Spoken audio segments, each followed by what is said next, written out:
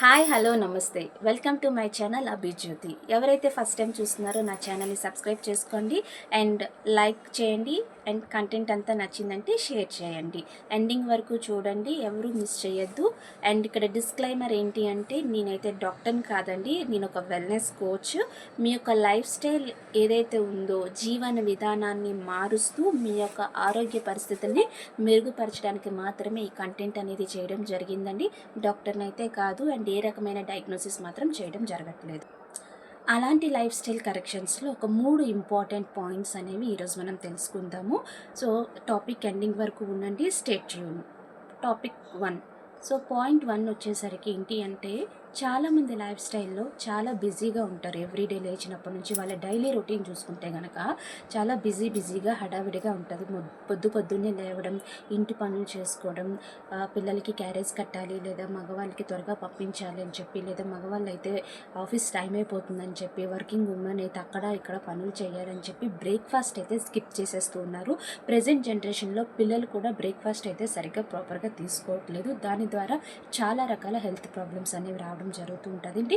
Present ఏ problem రాదు, but future వెళ్ళే కొద్దీ చాలా రకాల సమస్యలు రావడానికి ఆస్కారం ఉంటుంది. సో బ్రేక్ఫాస్ట్ అయితే అస్సలు స్కిప్ చేయొద్దండి. ఎందుకు అంటే, మనం నిద్ర లెగుస్తూనే చాలా రకాల సెల్స్ అనేవి మనకి పుడుతూ ఉంటాయండి. బేబీ సెల్స్, కొత్త సెల్స్.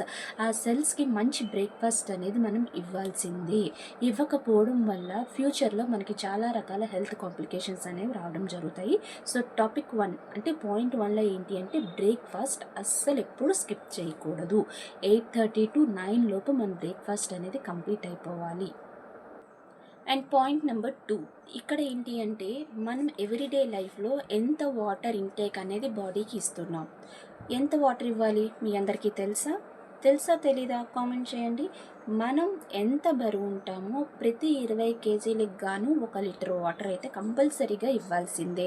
ఇక్కడ చాలా ఇంపార్టెంట్ ఏంటి అంటే, సమ్మర్ అయినా, వింటర్ అయినా, రెయినీ సీజన్ అయినా, ఏ సీజన్లో ఉన్నా కూడా మన శరీరానికి కావాల్సింది ఏంటి అంటే వాటర్ వల్ల చాలా ముఖ్యమైన కార్యక్రమాలన్నీ జరుగుతూ ఉంటాయి శరీరంలో.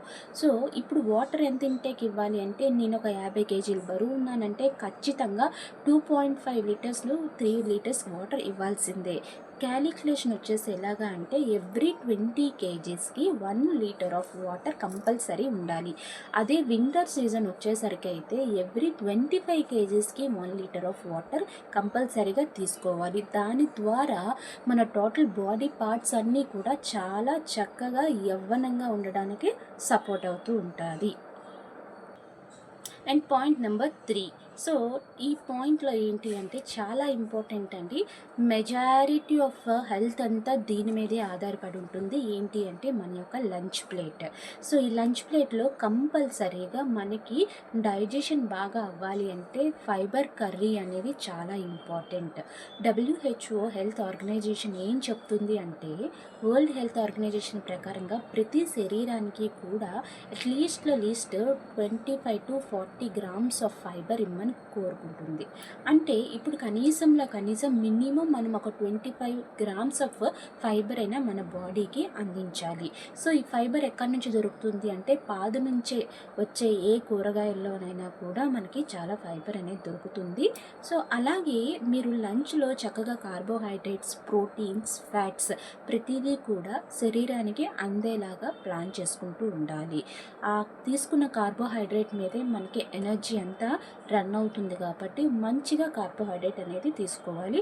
అలాగే కార్బోహైడ్రేట్స్తో పాటు ఫైబరు, ప్రోటీన్, ఫ్యాట్ ఇలా తీసుకుంటూ ఉండాలి. ఇంకా ముఖ్యమైన విషయం ఏంటి అంటే కనుక, లంచ్ చేసే 1 అవర్ ముందు, లంచ్ చేసేటప్పుడు, లంచ్ కంప్లీట్ అయిన 1 అవర్ వరకు మీరు వాటర్ ఇంటేక్ అనేది కంప్లీట్గా స్టాప్ చేయాలి. దాని ద్వారా మీకు ఏ రకమైన డైజెషన్ ఇష్యూస్ రాకుండా ఉంటాయి.